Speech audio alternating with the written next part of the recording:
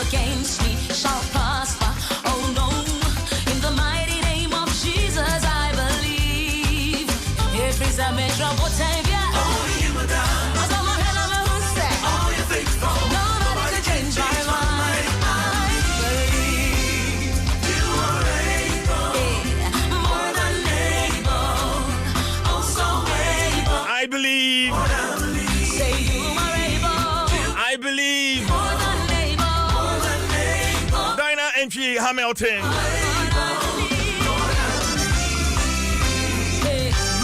Prophesy these words and believe them. I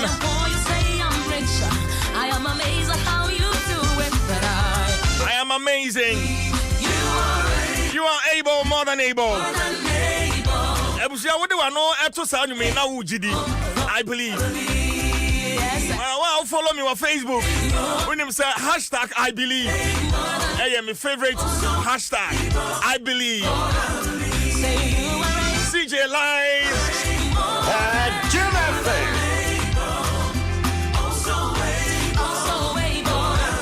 Gideon Kwani here. Good morning once again, and thanks for choosing 106.3 FM. Beautiful Tuesday morning, day number 2 in the month of June. Lekker. Meer voor. In the mighty name of Jesus. Jim FM.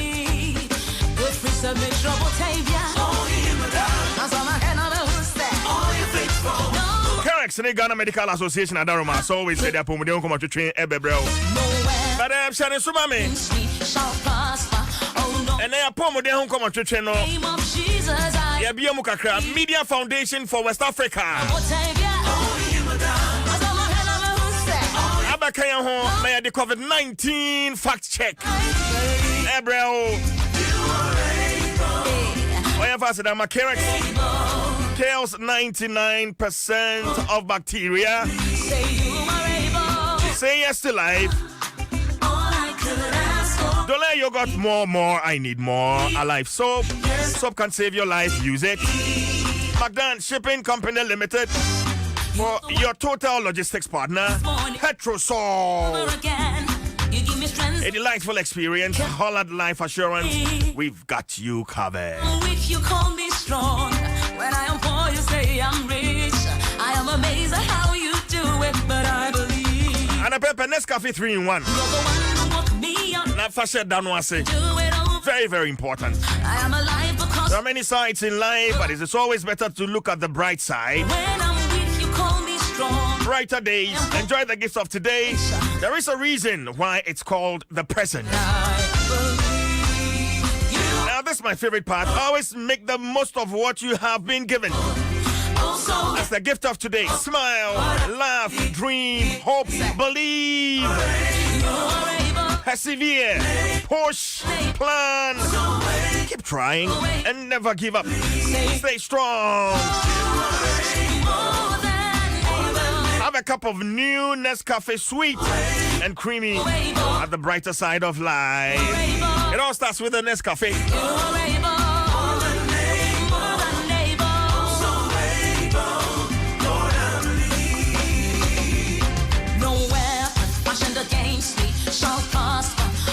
Well, I'm sure prevention tips are no AB.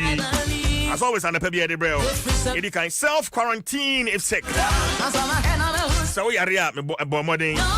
Say, Odo Humbesi Kakra. Men koni pembibri, ahunyapa. Get us to call your doctor if you have any symptoms. Bomoding so be free doctor. Run out to train come up. Watch in your air war. Stay home until you recover. Say we hon towa.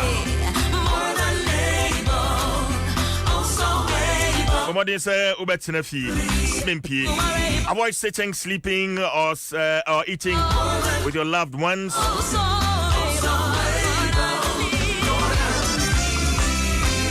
Even if you live in the same home, fashion again. If I home and for a phone kayeno, can say we are here. Jesus' name. Some did abomu, more dabomu, Trouble take ya. Montanabomu, what to train Comonia, the Sunny money in Abomodin so be trust. Nobody can After Munya Pasha, Mascara, Horo, Brano, and the running water, sanitize on Sano, and also Hunya Papa. If you need urgent medical care, wear a mask and let them know you have COVID-19. That's all quiet, Sabia, Ekuma Pumudia Juma Fua. Wash your mask now, the call, I Sabia home. After watching the Womonia, how one Casanga, Hunya Papa.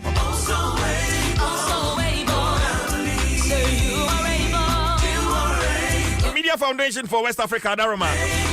Yafa COVID-19 fact check, no, and fam real. Oh, yes, yes, free no mask here. Yes, dear boy, home ben ya. Oh no, in the mighty name of Na ya be kwani kakra sa. De bia ya de bi bebreo. trouble take ya. Well, and they ma me sha say. Nobody can change my mind. I believe. Before putting on a face mask, Prosper. Oh no. wash your hands for at least 20 seconds with soap and running water, or rub your hands together thoroughly with an alcohol-based hand sanitizer.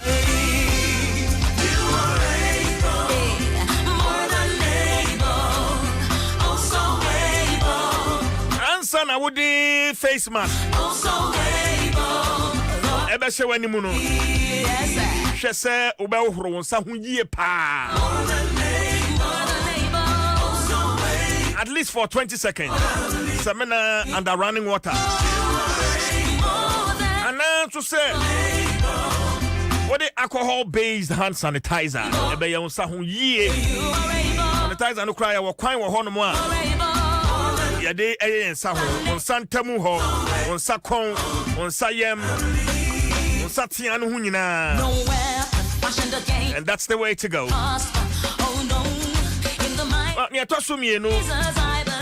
Fact check. Make sure you check for defects such as tears in the face mask before wearing.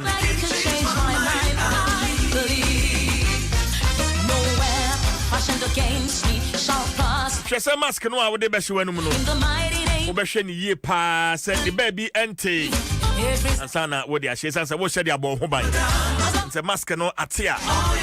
Ese wan hwe kranka you ebusia.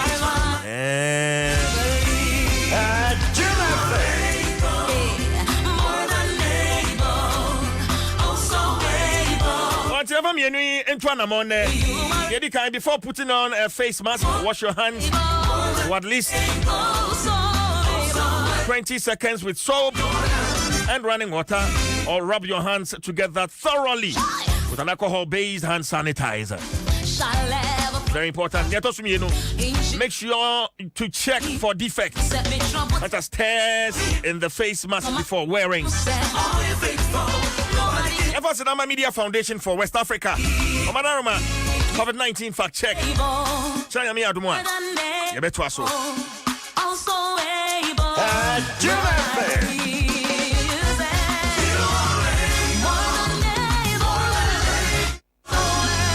Yeah, the next Cafe 3-in-1. Nafe Kerex in collaboration with Ghana Medical Association. Yes, sir. Nafe Dole yogurt more. I need more. Wamadara omukra sine papa. Alive soap. Soap can save your life. Use it. McDonald's Shipping Company Limited, your total logistics partner. Petrosol, a delightful experience. Holland Life Assurance, we've got you covered.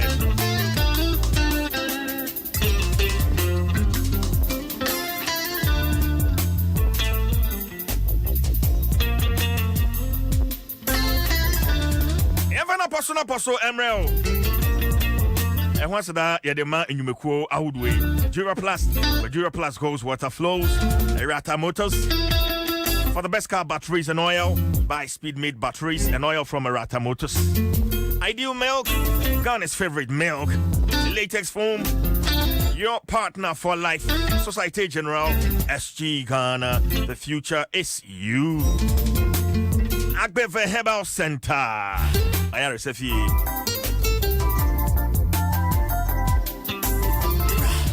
Obidum bia kwakwa dukumi atnase sanso enanana J Obrempon CP. Bema tintin gramwa.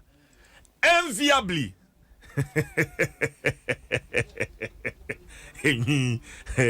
Ejano. Akasvo. Yeah. Sofu. Yeah. Is everything all right? So got, yeah. That's it. Yeah. I'm a contemporary pastor. Oh, okay. Oh, yeah. I don't know what you're saying. Oh, contemporary, you see. So you're barefoot. Oh, yeah. Yeah. And I wanted to break it into grammatical syllabations. But let's proceed. Let's proceed. Listen me pay. Now, who's that? So for guy if we're about who want to renew. But we are type of heaven bay. Oh, about phone. Yeah. Also for guy, what me done airport, what me done a crab, what me done over 1 year, what me also on Danajatan and Nimia means. Bako Bunkubago any fan. You. Massa, baby of free baby will be home. So for watching on. So for watching. So I found the lawyer. Oh, I found the lawyer. Lawyer do say, I found the lawyer. oh, so for. This is what I call lawyer for Blaguji. What found the lawyer? Was the lawyer back on her said the domestic? We did a job, man, as well. Okay. Time 2013, yeah, day, as I'm the quarter, MPP and DC about almost and semi copy more court. Was a lawyer back here, no what you charge papa, yeah, yet you could know the milord, Sanya, your man in the pay with them. Lawyer for the oh, for already now, oh, for milord, I it's a daily guide. What the Abana CJ, ye are on what about material botan be or botan no near radi. I then see Material botan says, yeah, sorry, no, you're radia. I think COVID-19 upon poor Bako. You are a chill botan team. What you say? Well, botan no near radi. A radijna machi, so don't bury ma, ni who ye who.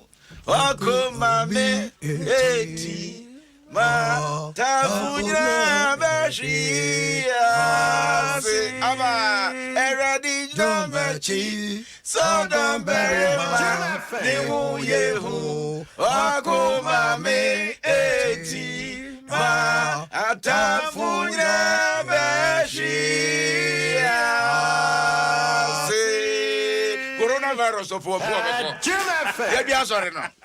Said you be see him a good intrusive Kruma no. Or was I mistake. It do the daily guide on. Mamma Franchise was the obedient fires lawyer.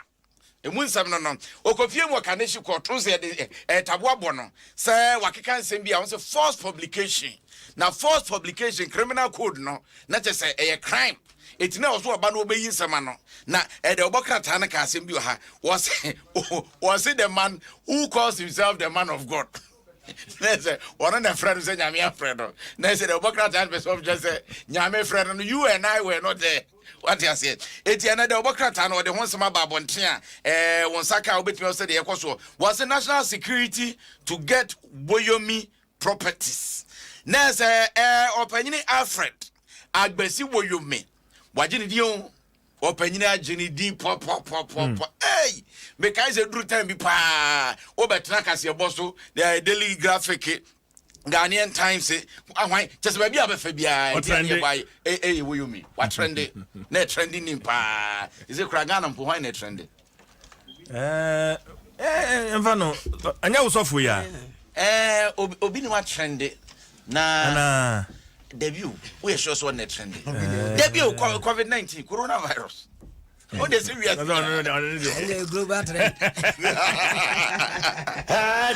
someone of you know me yes na Japade say there national security for the woman sabeto so na afa Japade say bebo ni don komi say be dem say duru ba bi no wo maka se na Japade nke yenton na Japade ne so mdigu apampan so a mo sha se so mo bodon komi we dia wanga na wo yomi no ma ye ton ne ade obi anto eno ma ne ye o moka Inti say the national security for and do mo agimu na was nipa 100 pane betimi akwakosom we ensam a na nado dan kwakufu ad Ghana mampanyin wode bai de wode to yanim ayi no na no kwasi ada na afi na daily guide wo mo de aba monte was 100 worshippers 1 hour says na se nipa 100 pom ko sha sori dem a mo bibia tin si mai don repepepe na se odi bibia aba na wie ye no na ensam a ene de obokrata daily guide ensem bi ka ho no wode aba monte na yakan we Ghanaian Times.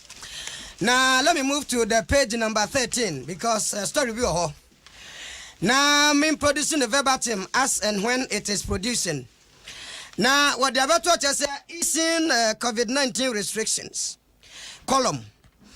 Don't rush to open churches. Clergy urges restraint. Now, Christian Council of Ghana had the advice. Say, almost wrong members in say, Maumun ye haste. They shouldn't rush.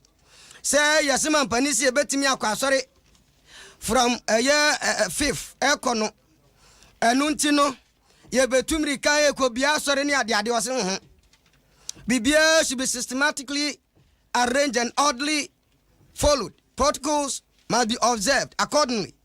Said ye beya yan kase yakosum nyame ne nkotete yade yi emfa nye ho Esan sasa ya de we aba Yesu Kristo kra wo ha.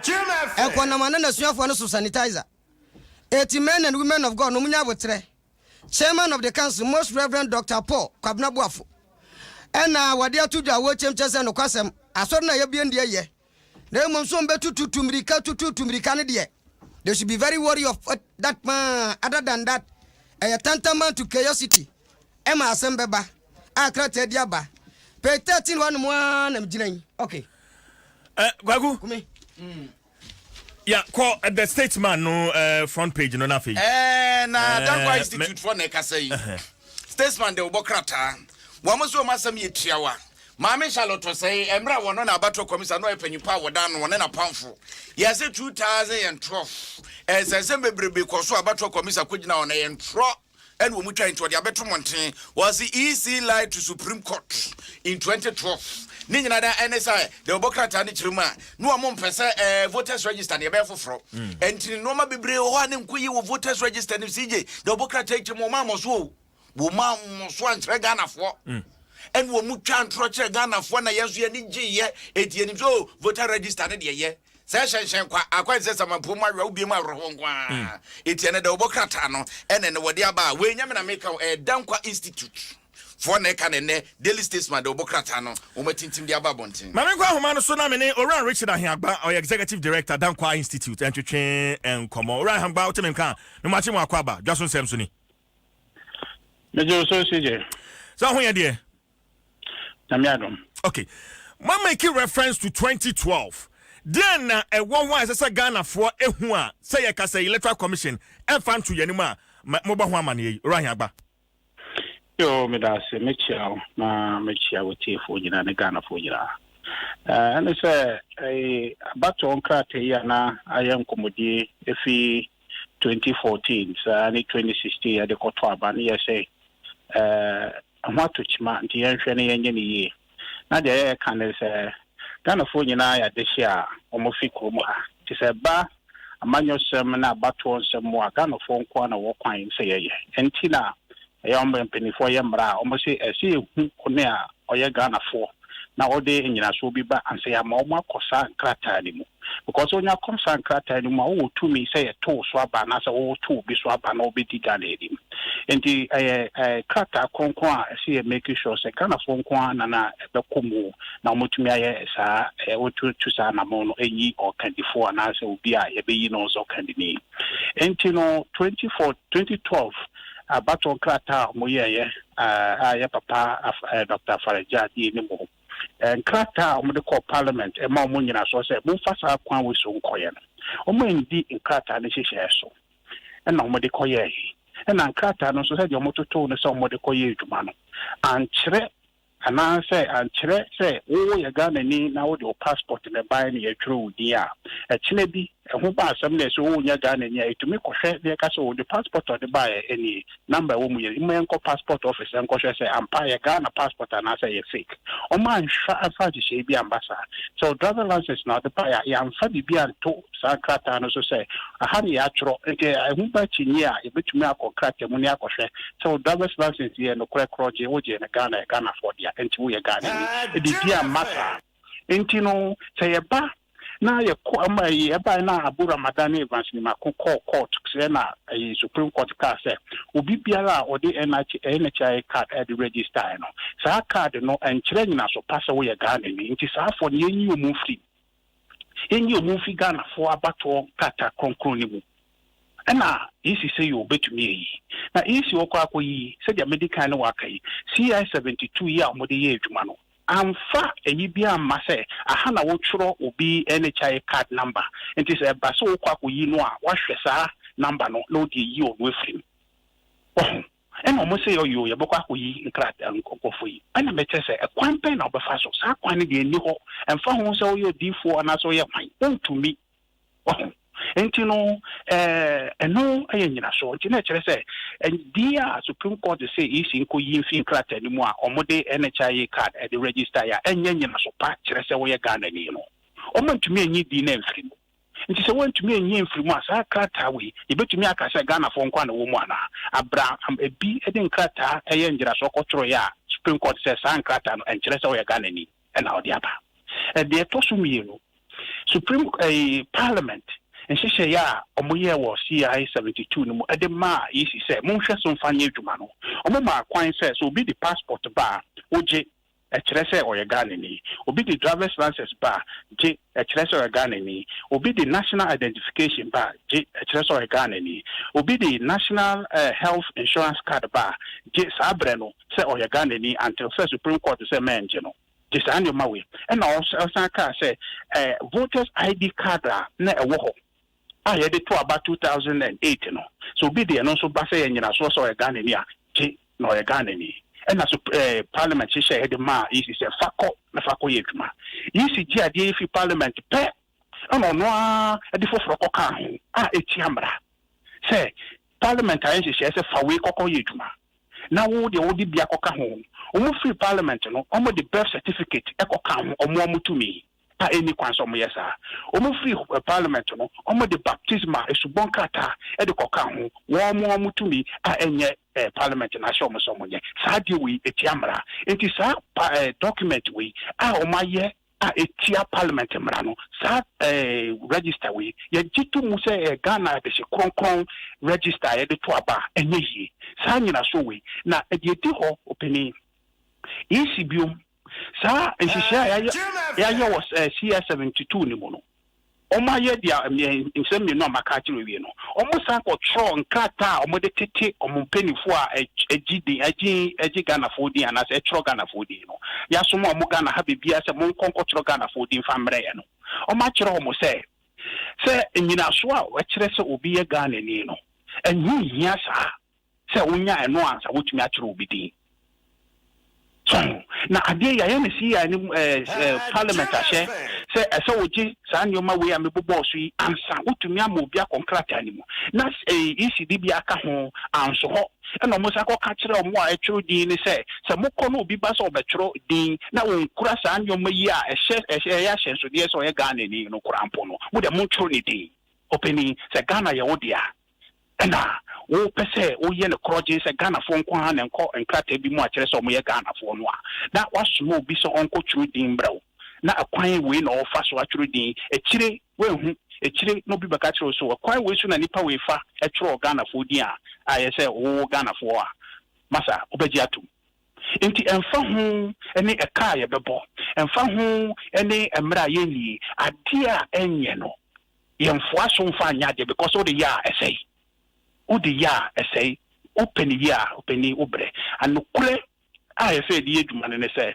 kratawi emfa ho se party bi so pa na se party bi so mpe emra kwan so no san kratawi the eduma ye dada ye ho ye the eduma ye tutu ye democracy na say because democracy no e emra na ye nti se isi betra krom ha ebu emra na nimutia na ye koso e the eduma masa yɛmfa akwanpa so nti ɛno mu na yɛgyina sɛ isi ɛnkɔyɛ nkrata foforɔ na de aba no a isi dada 2016 mu ntumi anyɛ ne deɛ ɔmɛdi aborɔ but isi we omokwa akoye no omani nda ho na Ghana fo nyina ewo haw ayenti e ho ase no omonto mo bonkyerechire mu no obi ante no ho ase because e bia me no wa kai me gidi say dudo na betie no ebete say ade ye pe Ghana fo nkwa na nkomu enye say obi a wode NHI card ko register nya Ghana ni but emra kire say saa nipa no enye on kire pa say o ye Ghana ni ene saa card no de ba enti yi di free mu na ma on sanfa ahyensode a ye Ghana ni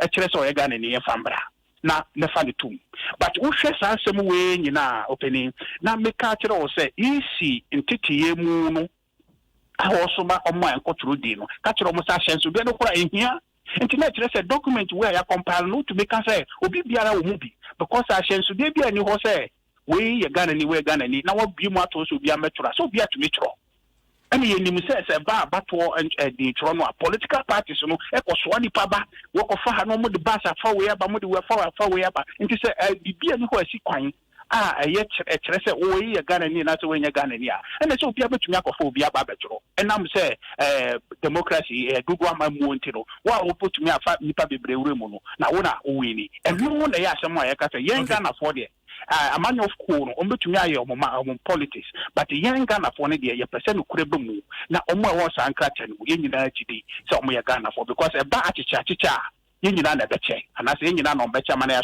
so say bi omo amunya Ghana for de na esisi e ya bam. All right, Richard Mamimisa, the argument are sometimes yet free the opposition.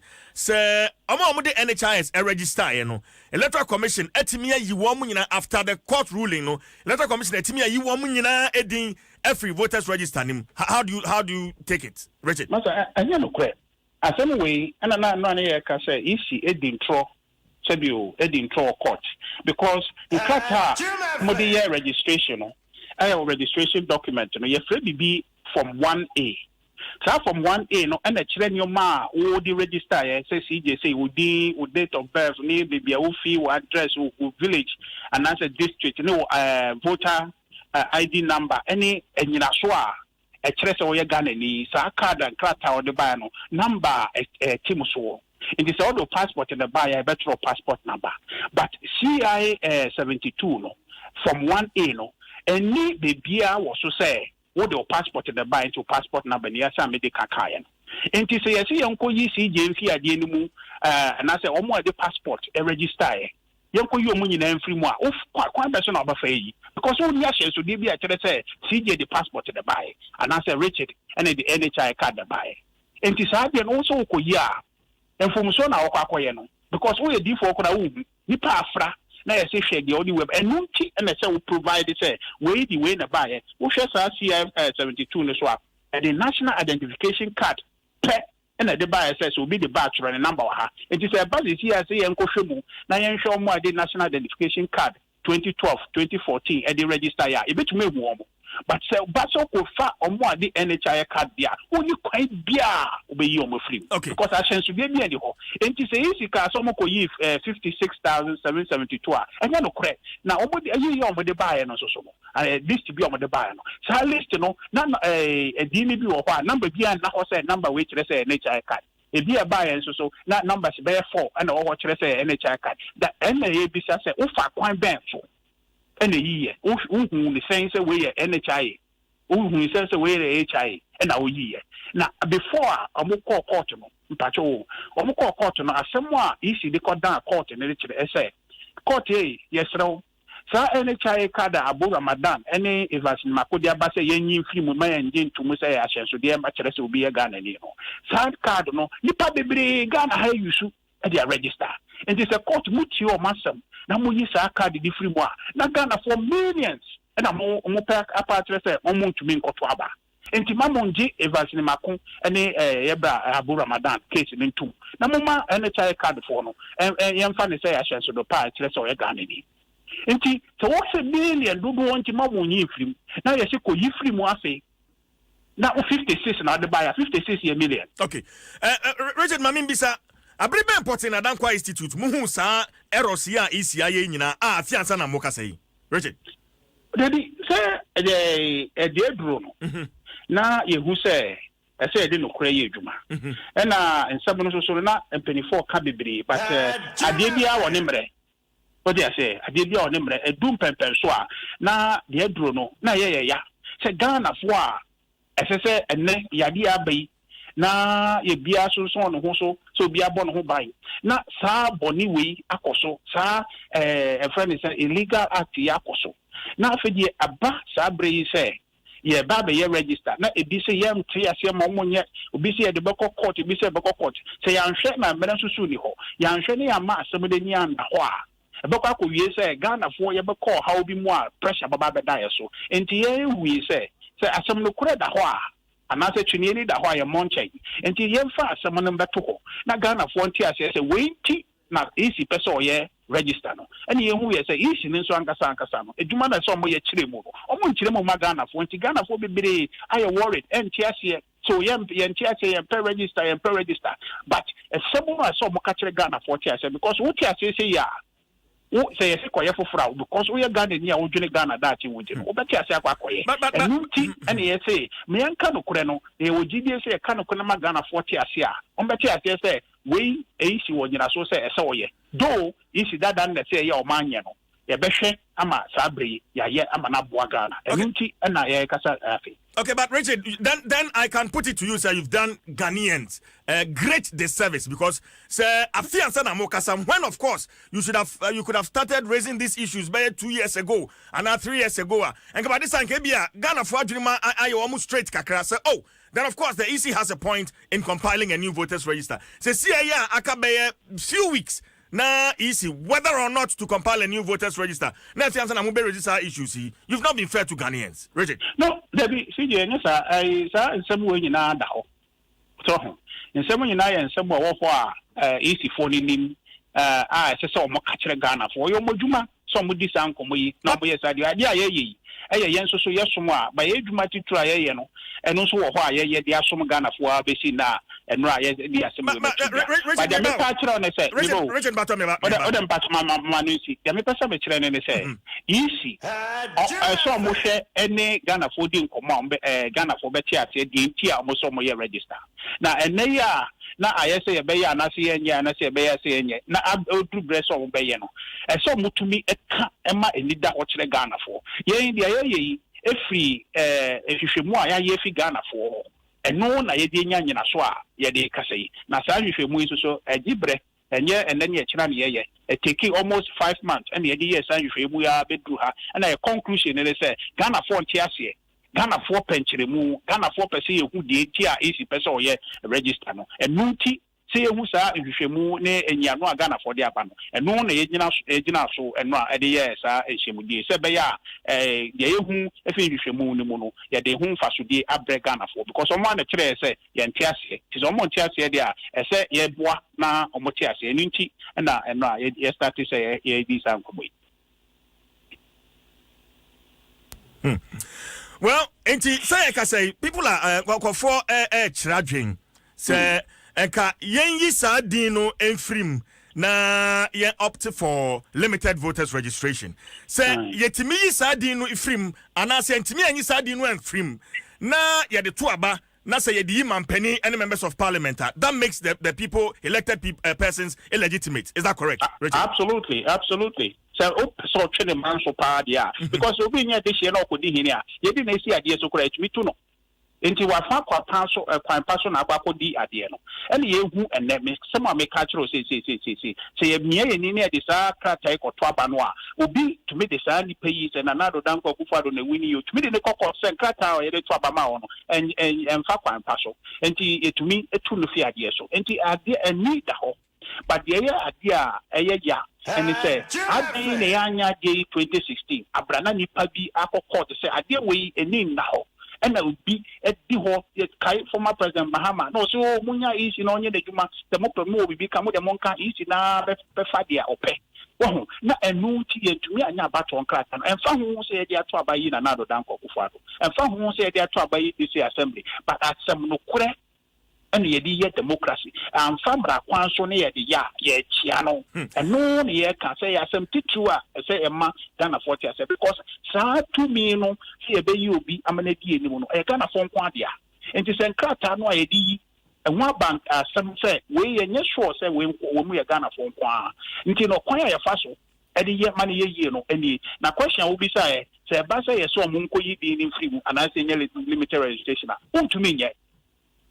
to me enye moja hwegu a ontumi nsesa na say wo should be hwegu for ba ontumi nsesa biu and krata no omode ye no amma kwan ankyere kwan a omofa so eyi di ni film ankyere kwan a ye fa so yi di ni film a okọ isisen ekọkọ yi film enti de sese wo ya ni say wo ye foforo ana na ada no me kamede fato ko say gari ene amia efra wo ontumi nyi film di okọ ye gari foforo so ka gari fufuro dia to be kokoye the gari a wopese odu na anu afra untumi ndi san mari nyeji enti de dro no ye ntumi nyi edini film uma isi 1000 years ko untumi nyi film Roger not say na na do dan kwa kufuado am famra kwan so na yeyi no a otiso se sia ise mampanin ana me ka say based on argument and pay you raising no ya someone because no what they can say yes betumi aka say and krata no a ye di to aba no 2016 na to dan kwa govado ne MPP no mo se krata we nya papa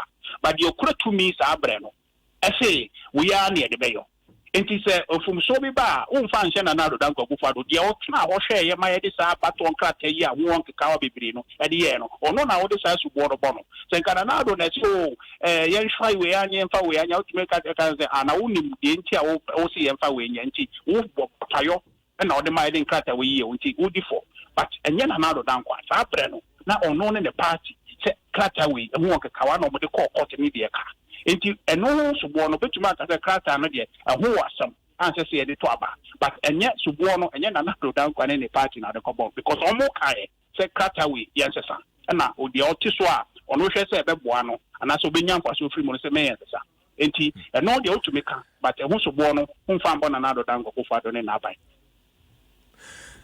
Aseme chatwa na fe minja kwan electoral commission say ka say timelines as so meaty has become a little bit challenging according to Kakamano. Maybe sir Dankwa Institute say moye civil society organization enti electoral commission e betimi atro abato krata emuda ho fan o hwemra akaya Richard na minja kwan sige Ghana fo nyina na se eboa na yeye because yenkwa yakwenya yenkwa yasede yenkwa asudi adaye so as Ghana for we ka ho bi sa de no aba na eho asebo a ehwe ne yenye ne yi yankasa ye de ye pediya ye bebre enti no yenhwe na yenye ne yi na ya ntoto democracy yase na yanse no amma ye ma ekirima amma meto adepa ye nimbe bia ye fi bae na buga ne military ni wi haye jeni pa yakayaka de kurum ha ya ban kakranka krama ya bebedu democracy yembo democracy no ban democracy no ban bone ne say omo a eto aba kurum ha ebi ne ka say na ya anya ye we ya na basabasa ebeba ye de no kwaye adwuma asumdwi ebetena Ghana ha enti ye mna akai se nyina yere ho na de ye kan na say isi pekwan bi a obefa so abo Ghana fo hu ye Ghana fo nyina ho ban say ye kwa akotoro ye di na obi enkufa yade enkofi omuntu yentutu ya abeboa ma obi aye safe so if it to me yes ade no a no ogidie say akada ba akokora mpo ne ekoto aba e say ye de no kura ye adwuma nti no Ghana fo betuma akwakoto ye nyama na yeyi na ye nyina nso ye ni wom say je wangasa woni wom na Ghana ha nyina obi ani wom yenhwe yenfa no kura nye adwuma na ye yesa abeboa ebenya friend is confidence abetuma akasa abato nkrata wi ye korogin ne Ghana fo a omo nyina ade ahyeso de bai so mo ye Ghana fo tumi ditum say Ghana for nkrata na e dia eduma sa ma na aboa pa me ogidie pa say eti be betumi atro nkrata na mo ada o ye nyina aboa na e support abeyi right ngoma me na wasini emfensia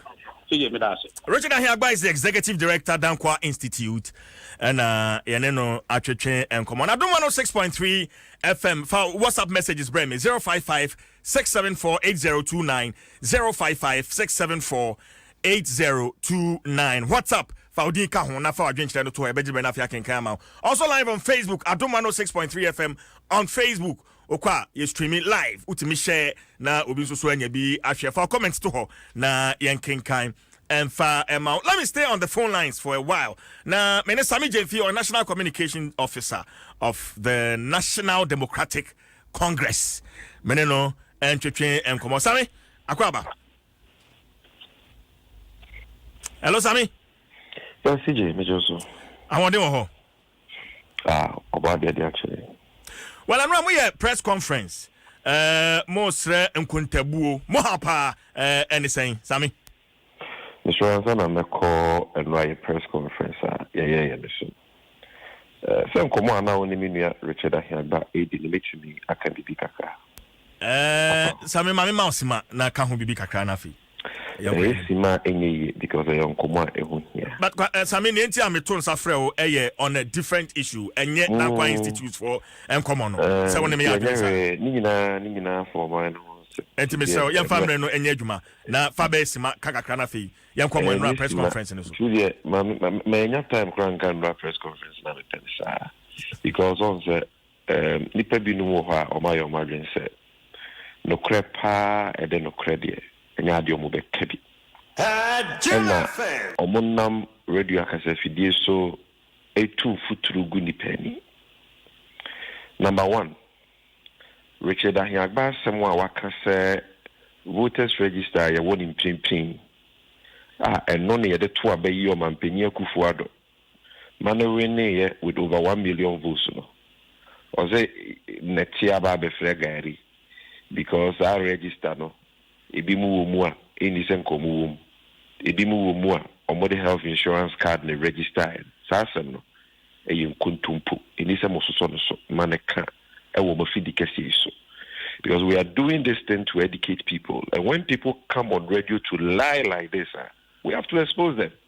Mother, check it, my job online, Google right now ube who my job online story actually say time when Abu Ramadan case Nico Supreme Court, the number 2 no.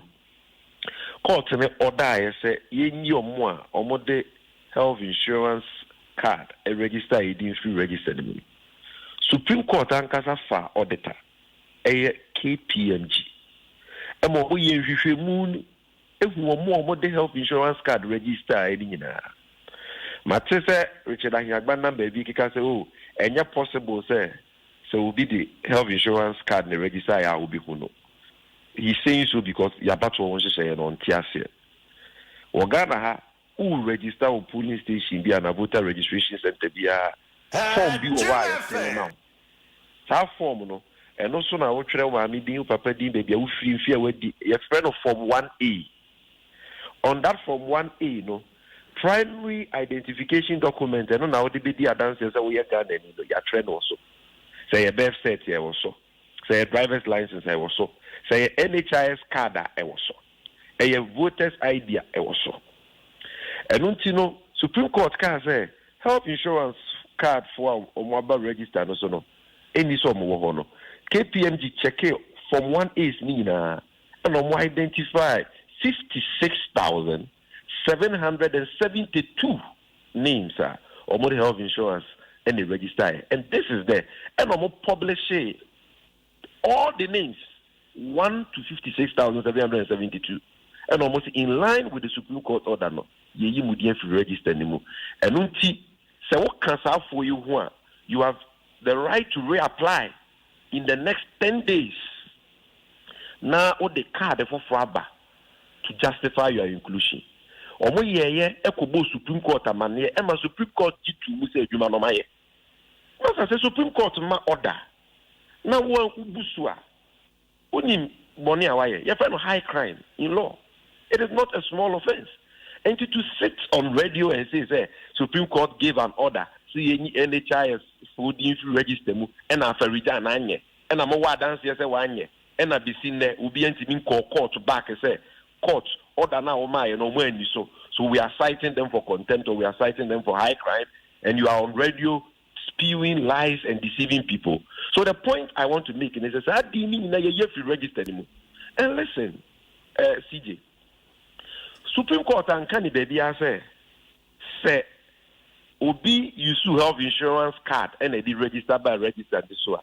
And you register me and tuning in and it is absurd for anybody to even argue like that.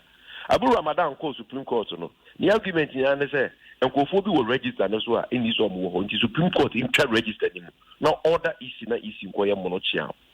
And the Supreme Court, any grounds in Nina, and no ball grounds don't do in a guye. And no J Bako Petru, say, with what argument to say, they use to health insurance card and register, and therefore, and was you moving free register the media, a transum. But the fact that will be used to health insurance card register and interest register, but it was here training them. Our remedy, let's say, South one on the new moving free, or more aka, or more in their millions, our man for health insurance card and register, no, leave your names there. So even if, CJ, even if say a neya ye cafe will be what dance here say will be the health insurance card and register, but for some reasons needing will register as well. The remedy in line with the Supreme Court order, they say you will submit that name for the Supreme Court to order the EC to delete it from it, because they have already given that remedy. Okay. You cannot say, oh, Aka Ebimu will register, so, which is not true anyway, but assuming without admitting say it is true, though. You cannot say Aka Kakra or something, you have to register in Antonio. Say, yes, I don't know Supreme Court. Anka say, you have to register in Antonio. No more order says, so be woman, no the NHIS card and register, you free, bra, ye free. No, could be son assembly. Or no Ankasa, unim, said, if you would assume, in Tiaka, and the good Yano. Oh, yes, Ubi Uncle if you feel now. And not talk was oh, Manedikai. Yet you cook qua, CG, say a dinima. It is a register now and naked and saying, register papa. Now, was it talk of 40 women waiting more, and no one penny for what you're going to say.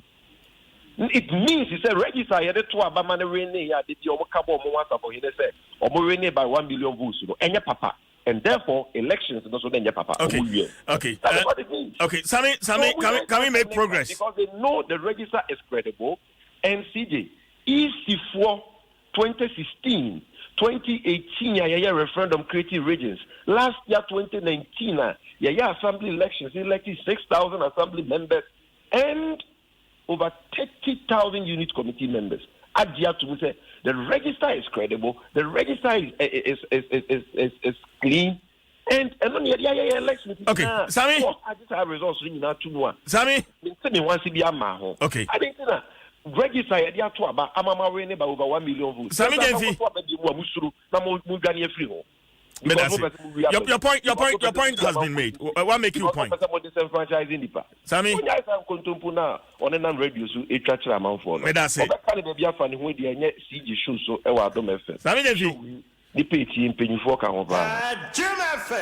it.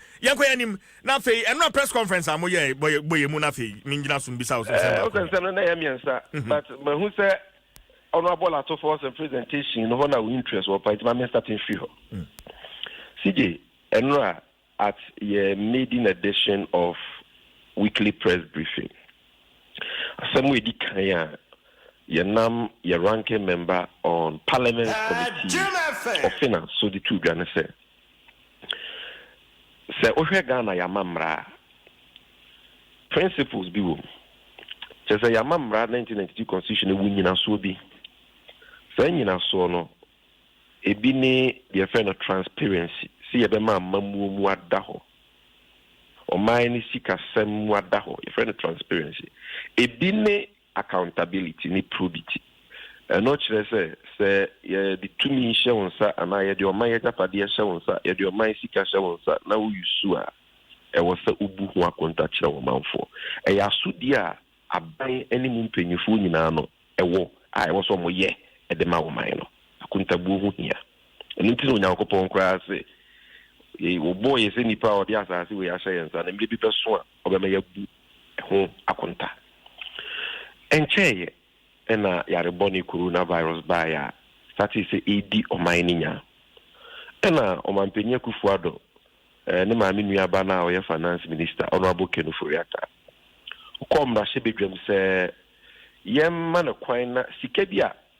Oman penyi mahama efra konyaso odija abanwe omon kofa sesika no na omon fa mo ahiafo wonu a woni bi omo mu nya aduane ni sɛ na ɛbɛyɛ ɔmo ho bɛhe han ɔmo sɛ sika no dodoɔ ɛyɛ $200 million a wode ba cedi a ɛyɛ 1.2 billion President Mahama ɛna ɛboaboa no gu foto a yɛfrɛ no stabilization fund mu out of oil sika a yɛnya no wɔ Ghana ha ɛna ɔkɔ no ɔde gya ɔmampanyin Akufo-Addo ɔmampanyin Akufo-Addo kɔ mmarahyɛ badwa mu a na mmarahyɛ badwafoɔ sɛ yɛate yɛde saa sika no ma 1.2 billion fa na fa kɔboa ahiafoɔ ne wɔn a wɔn bie especially ɛwɔ mmea a yɛyɛ lockdown te sɛ Nkran Tema Kasoa Greater Kumasi ɛne ne Mpatamu na sika no ohwɛ ɛho nhyehyɛeɛ a ɔmampanyin na aban ka sɛ ɔmo bɛyusu mu 40 million Ghana cedis ɛnka ne tete sika no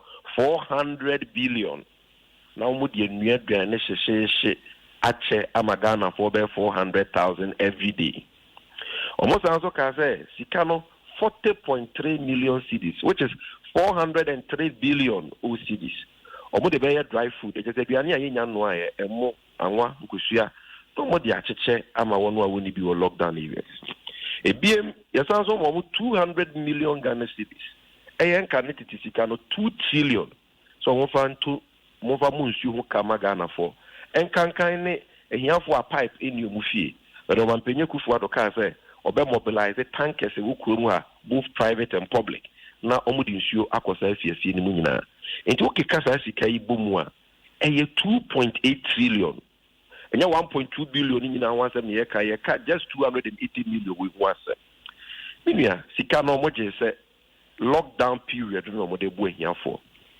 lockdown period no lasted for only 3 weeks 3 weeks pɛ na wɔtwe mmiɛnsa ɛna ɔmampanyin yi firi hɔ oyi lockdown firi hɔ menua ɛboro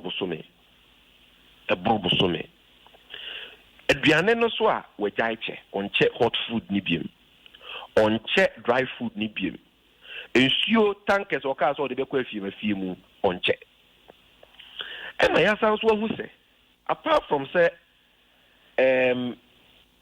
wɔgyae aduane no kyɛ na lockdown no yɛyɛ firi hɔ bɛɛ bosomini no sika no a yɛde ma ɔmo nso no ɛkame ayɛ sɛ ɔma yusu sika no basabasa ɛkame ayɛ sɛ ɔma di sika no bi because yɛnya danseɛ from Kumasi Tafo Pankoro no ɛne Nkran ha ɛkyerɛ sɛ NPP mpanyinfoɔ bi aduane a coronavirus aba yɛde Ghana sika apa ama ɔmo so ɔmo fa nkɔnkɔma ahiafoɔ no ɔmo de ama ɔmo partyfoɔ ama ebi mu de akɔdwom akɔtɔn ama yakye ɔmo ama ɔmo ankasa ka ɔmo anim asɛm yɛsi Kumasi abɔnten so NPP mpanyinfoɔ bɛn a wobɛtumi abɔ ɔmo den number 1 ɛno a yɛbɔ audio recording ɛwɔ yɛ meeting asia dwomfoɔ mmaa ɛwɔ Tafo Pankoro no dwom say ɔbaa baako a ɔyɛ related to MCE a ɔwɔ Tafo Pankoro no ɛdi nkosua baadwam hɔ sɛ ɔbɛtɔn ɔmo hu sɛ ɔnyɛ obi a ɔtɔn nkosua wɔ hɔ ɔmo hwehwɛ mu hu baabi onya nkosua no firi ɛna ɔka kyerɛ ɔmo sɛ ɛyɛ deɛ nkɔmɔ kɔ akɔkyɛ ama ahiafoɔ under coronavirus program ɛna ɔmo bɔ ne tutuo firi dwom hɔ ɛna ɔmo frɛ radio stations baa hɔ nti Silver FM for kɔ hɔ no nkɔmɔ ɔmo ne dwomfoɔ maa ne diiɛ dwomfoɔ maa ɔmo de ama me no ya record a me no kasa wie yɛ pɛ me bɛfa wɔ de ama wo na CJ wo de minim sina wo si dɔ ɔman yɛ ɔman ɛda wakoma so ne producer Tigo na mo ankasa matie bi Zame maame ne yɛ friend sɛn maame no ɔbɛtɔ nkosua ne yɛ friend sɛn if you listen be no mami team offered but I'll forward you the tape ɔmo ankasa no mu asɛ nya ɔbaa baako na ɛkasa o Yomfoɔ man no ɔmo and in fact the presiding member of the Tafo Pankoro no municipal assembly ewu Kumasi why interview with Kumasi stations a wagye atum sɛ nnuane na ɛba assembly no ebi mu divert bi ɛkɔfa adwom a na ɔmo tɔn edi gu ɔmo botom ɛma dwomfoɔ maame dwomni maame baako ɔsɛ ɛma mo aduane sɛ momfa ma ahiafoɔ na ma paki agu dan mu saa mo hu sɛ yɛyi lockdown afiri wɔn ti no mo kɔ akɔtɔn adi mo yɛ saa nti ɛyɛ yɛka sɛ aban wei mu nipa ti mu ɛden ɔmo ni ti mama Ghana fo amanfo nti aduane koraa yɛmfa nkɔma ahiafoɔ no pɛsɛ no mɛsi ayɛ ne basabasa nti yɛdeɛ sɛ pam no twam no wuti mu fitaa ti amu anku sɛ sika no ma yusu no kwampa so ɛde ayɛ deɛ wɔsɛ nka mo de yɛ na mo aboa Ghana fo a masa the day of accountability na ba mu ho akonta nti yɛgyina Section 16 of the Audit Service Act so and I ask the Auditor General of Ghana say anymore ya onye adia yuhimu ayefeno special audit into 280 million cedis and can it is 2.8 trillion na yenhwe kwan aban na fa so yusu ye because CJ 2.8 trillion ni sika ketwa se men no any producer tigu kra na ye for me ye take kitchen bi na restaurant to kuma and now mine ma ye 2.8 trillion say venture aduane ma yan ko kuma masa ka Ghana ni bia benya e mo back Ghana ni bia benya anwa obenya tinapa enya ntos aka ho ye be san so kwa mo bayira aka ho enkofo we 2.8 trillion ne de omo che aduane 2 weeks bi a aduane omo che no so no minia aduane tantan bi omo che aduane 2 weeks bi ma ndipa kakra bi omo sisika na sa enti omo mu ho akonta the day of accountability na ba na enne ye de krata a special letter kwa kwa auditor general apart from press conference na ya no ni aka say ye nya hwehwemu ye hwehwemu no na ye si o sika no yusu no mo fa mra kwan so bibia ye kama mo tinye ku ho akonta ye bebo aban na ba so ba ye hu se o ma se sika no o ma di sika na basa se said yo mo betina konwa so yi sikadie basa na ekokọ so ya na fe Ghana fo ehu hawa ye besumi ahodu omo accountable nti no na ye asem we di kan ya okay sami ye ngina asem we di kan no so na article 187 of the constitution men kan wo ye lawyer bia betimi aboan na wa man entity kakra the auditor general shall within 6 months after the end of the immediately preceding financial year to which each of the accounts mentioned in clause 2 of this article relates submit his report to Parliament and shall in the report draw attention to any irregularities in the account audited and to any other matter which is his opinion which in his opinion ought to be brought to the notice of Parliament. Masem Bisani say press conference because this is what the constitution says. Sami? You say Mrana Wagana Hano, Yambrabako. A man does to be you what kind we are Google Audit Service Act of 2000 Act 584. Just Google it. Audit Service Act of Ghana 2000 Act 584. Now check your section 16 of that act. You see, the all kind, and on the general powers of the children say, Afibiano, Quanya, a buying fast, so you saw my public accounts. It was auditor general audited 6 months to the end of the year. And on the year, standard to see the Oyana Fibia. But then on 9 channel, and Marana Sans one money 2 million for your friend of special audit. And on there was section 16 of the Audit Service Act. So you name say, it may be very swan, and who be here say, initial auditor general transit claim our first one, son of our audit. This is the BB Koso, no fee say a chair in the national interest, will be a special audit on that expenditure or on that program alone. Now then report our Parliament. Initial or claim our finish no normal audit. Into the law provides for special audit. Let me read section 15. Now we're here for you. Coach. The Auditor General may, in addition, what's your brother? CJ. Sammy, meet you.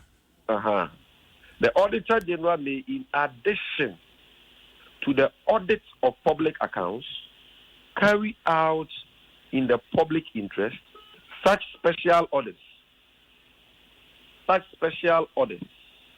or reviews as he considers necessary, and shall submit reports on the audits or review undertaken by him to Parliament.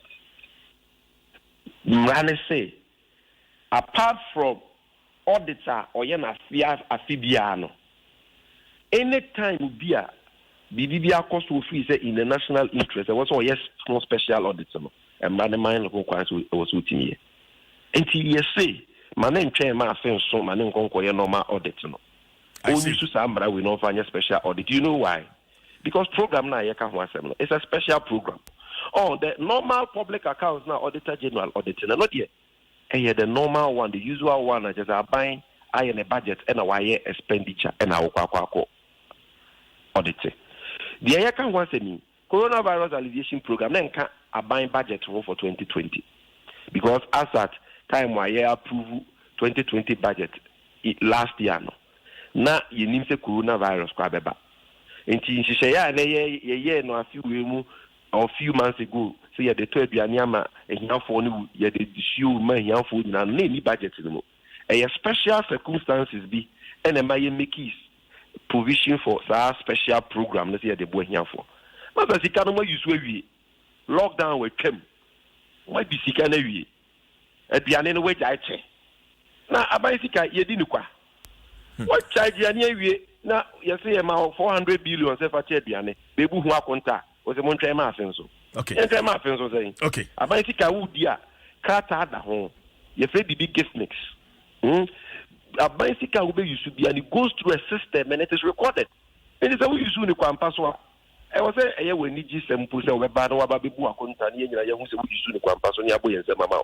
Omo twetwe omo na asia parliament ye bisa question no mo de wada u bisa question mo meyi ano mo yusu sikare sen ya no mo de wada ni nyina no eno kra na eme ye hu se nkofo no omo de omo sa abusikam ena omo pese omo de ye komsi komsa but enya de ye be ma ho kwan sa ye nim se ye wurado melevo de unsuro bia wo Ghana ha na dwuma so onimpa enti ye de krata da kwa akoma no na ya bompa ye se obeye sa hwehwemu we Amagana Funina, Filiga Duchi, Yemudia, Akos. Was I mean, I was in the offense for now. Na mo the Kratano Korea, Yasanso at one between as one of them. I mean, I was a pass.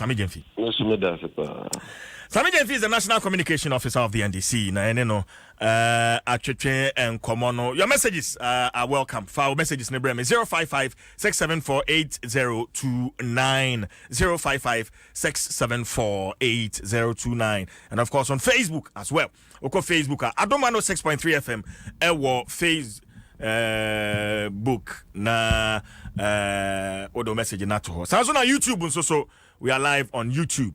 Adom 106.3 FM live. YouTube also odo message no to on my backing kind at the amount. See YouTube near there who hear me pa to YouTube no mon ko announce wa catch you near so konko hebi onko tie de koso na nsem ni nya na ye ka no no mo ko na so do wa cheto na sije wa no ken kind man na Daily Statesman na me wo mu ansa na wo kwa kodi nkomo yi na ehon nsem de obokratai e de aba monten ye se nsore na ye bie no enye se de mpanyufo beka no ye kwaye ho se ye ntie ni ate ye de nyame din ni ye kwa kwaye asombrache na ne yekoba ne sa de awoboa abanya de obetwentwe so kra aban se ye asore se ye nkramudan se ye hemfa se hemfo na ahia se mokọ na se donhwere na wo se mokọ di dwuma na se mo ma ne boro so amo asem Samoko na no ma wodo ayesem nkwa mo horo mo nsa mo nyuzi sanitizer mo fa ade enchekere mo ano ne mo hwene ne ade na so wanya eno ano no ne ye kam asi montren ye kam asi montren a si jeso ni madabampono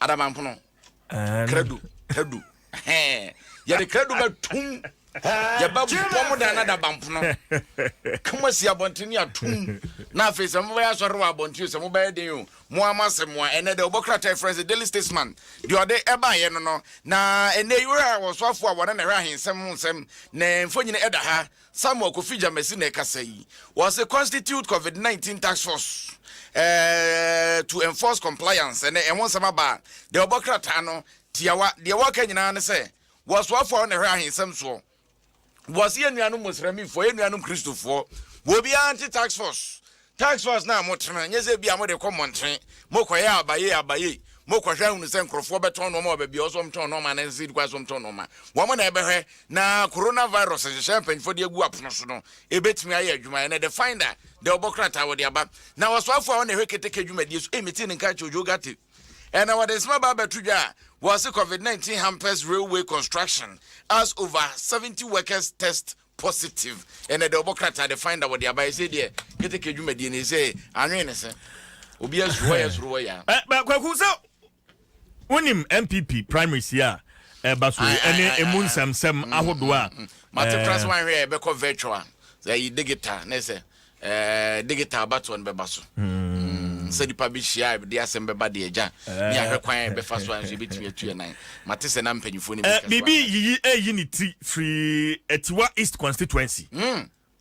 Na say Yanfani and Kahwansama, Minim Senebaku. Petition waha, Sisi. Petition na Mamin Kinkai, Nafi, Mendia Binchero. Petition to rescind decision to disqualify 4 aspirants in the Etiwa East constituency. We, the undersigned delegates and supporters of the New Patriotic Party in Etiwa East constituency, write to make a passionate appeal to the National Executive Committee, NEC, Council of Elders, and patrons of the New Patriotic Party to rescind the decision of the Regional Vetting Committee, RVC, chaired by lawyer Obribuahin, to disqualify the 4 aspirants, namely Honorable Adade Redu, Mr. Eric Ofori Ejakon, Mr. Kafui Amega, and Dr. Frank Benin, from contesting in the upcoming MPP 2020 parliamentary primaries. The decision by the Regional Vetting Committee has not gone down well with the people based on our consultations. Per our observations, the following are likely to occur if the decision is not rescinded. 1. The people have decided not to vote. The people have decided not to vote, which is going to affect our members and will be a big blow to the party. 2. There is going to be disunity in the party. 3. Defection of members. 4. Our campaign would be under threat in the general election. 5. The dangers of all is the possible emergence of independent candidates with which we can sense a vote split and the opposition can take advantage of it. It's a long one. Asia Kurano Okwasia Omudi account list of petitioners. Mako Mameshe Nipadodo saying womo assign sa petitioning na menko ahomano so enko twetwe enkomo 189 nipa mako 189 petition back on and woma sign nipa 189 obia signature wa ha ni din ni signature and ni phone number then money abre 189 na say you disqualify nipa say 9 4 nti no ho abufuo na omo de atro krate yeah Mamego woman so na me ne Ekoba Echampon or a chairman disgruntled supporters of Etiwa East constituency NPP. Ekoba Akwa awode wo ho no pay na de na esie Etiwa menti nipa mako ohane aduokono nwotwe mode monsa shakrata ase bon training Ekoba boyamane no vije enye entrene na yebo nemu die ekoso Etiwa East NPP amaniku mu no ena ye pese sabe your party eye osomamanuku ye mpanifu ayewu mu no o ka bi betwe mu a o mutie enti die nipa bi ka tro mu sa eniyama ekoyie wo Etiwa East eniyama ekoyie wo Etiwa East no ena ye pese ye tire mpanifu ne se ye chairman eni ye MP bi o mu kana enye sa na tie enkofo bu afu ewo vetia account and 9 ekoye a o fi o mu nyina o ma disqualify o enkofo bu afu o ma yo ma gen se enya de o beto abama o so ma nuku eno na yanso ya si din yi se enya ma nkoyi esa se ko ba ne fa de ya na ye party no ena ye de ne ba be ko opposition wo Etiwa East president nso efri Etiwa Etiam siasie e ma fa ne ma ne nkoso nti ka tire mpanifo se connect ya nsanye se decision na regional vetting committee any constituency efo eteki ye no ni hu mi na so sa se decision no mteki ye no enyan trene ne ye bo ye koso Etiwa ene pese ka so asem okay Ekoba yemfa aspirant ne mako na more grounds way reasons ben and a vetting committee no one more mine ye shall say free honorable Adade Redu one say why then meant to disqualify no Almost honorable about the radio Kubudia. It's almost disqualified. Yes, you know, honorable about the radio. Said the only breakaway whatever Kobosumoso, so Kubudia. The TDN be anyone more what Brasa or Bakaso or Soriako Aqua Kubudia. It's in 24 Cassi, and you should disclaimer say, almost dear. The Abobia Acosuno, Ominium Warfare. Na yen now see him say your chairman a year about your entry. Or the Barbon say and go for the Kububiana a year, and this is what will be anymore.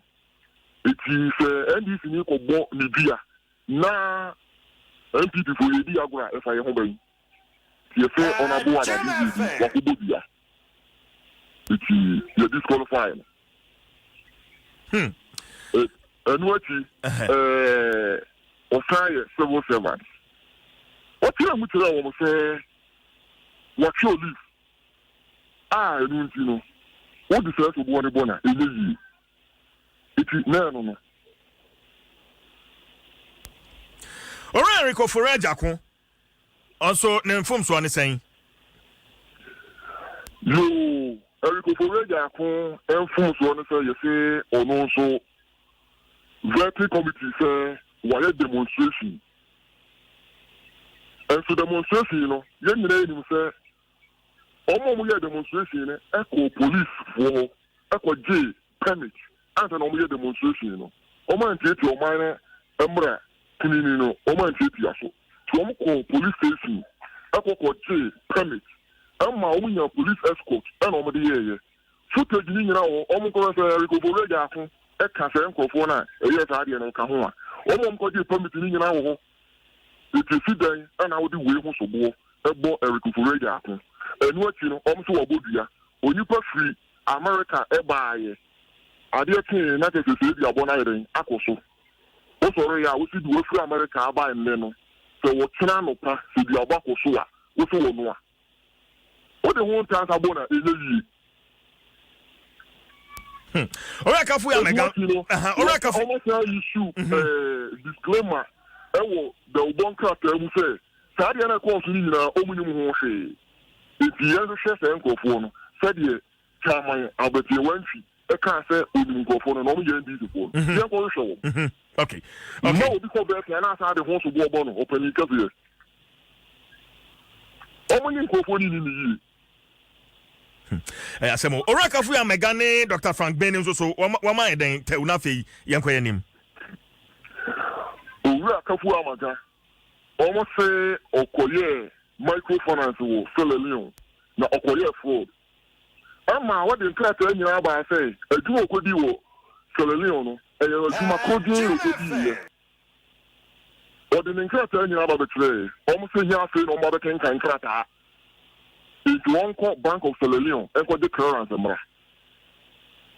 Na Jacob Saturday, number one Bank of Ghana, Bank of Sierra Leone clearance, Emma Sunday.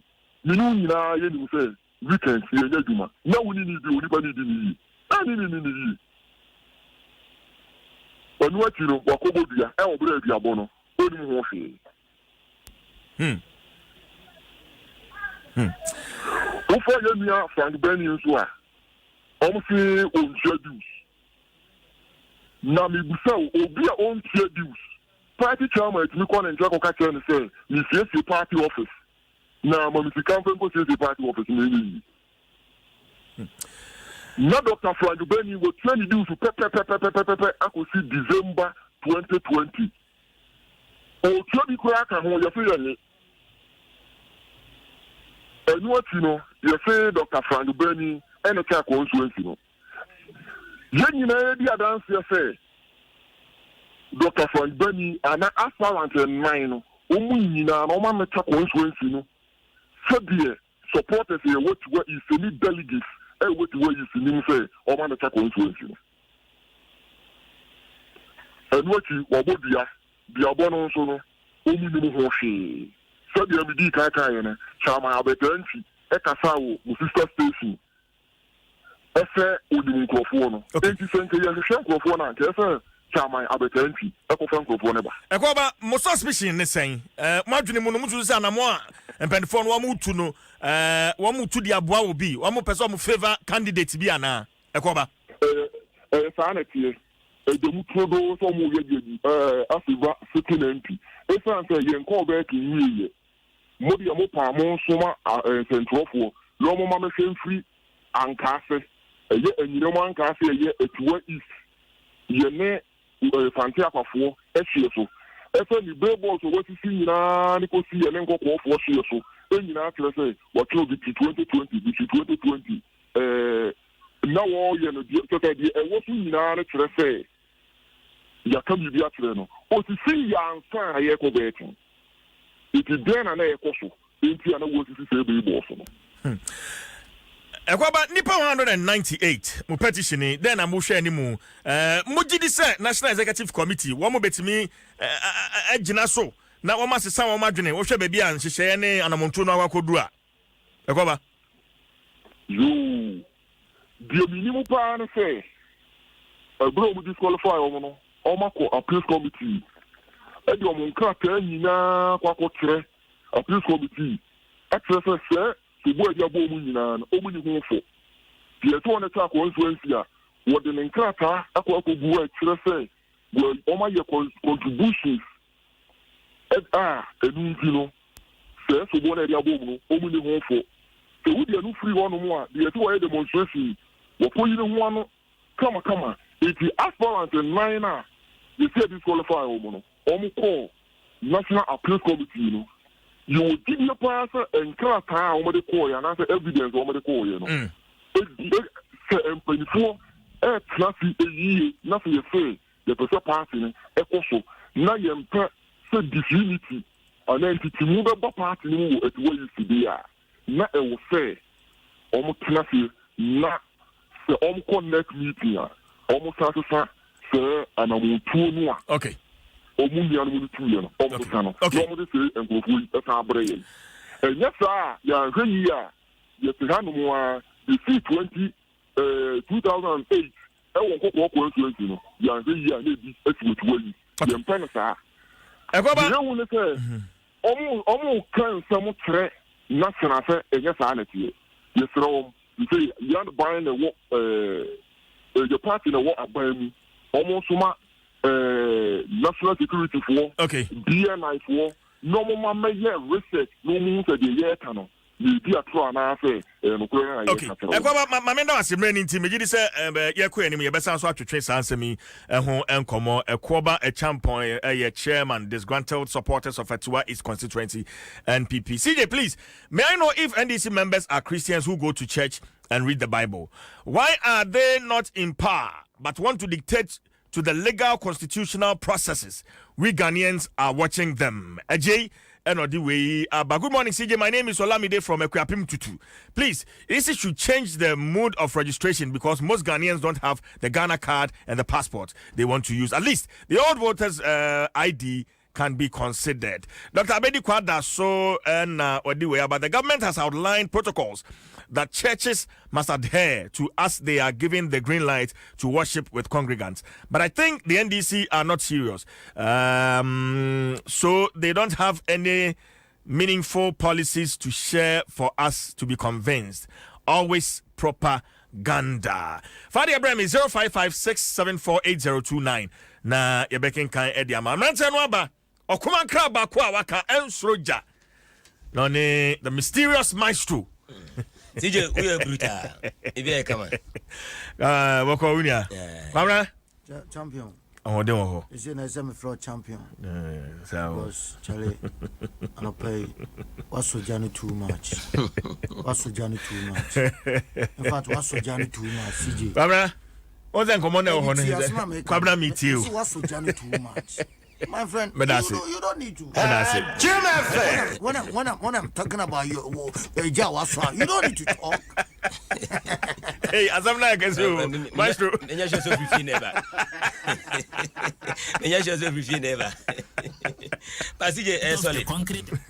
The concrete of sports, the roofing, the lentil level.